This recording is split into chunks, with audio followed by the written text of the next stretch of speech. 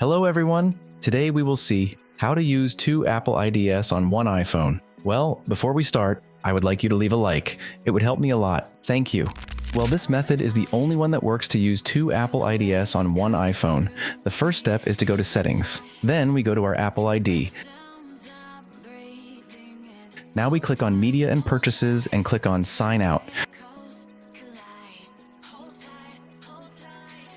This will log us out of the App Store and other services like Apple Music, Apple TV, and more, but it will not sign out the iPhone as such. Now let's go to the App Store.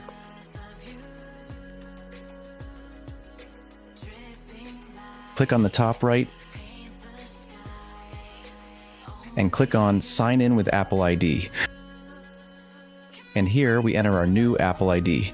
Once this is done, you will have your two Apple IDs on your iPhone. Thanks for watching.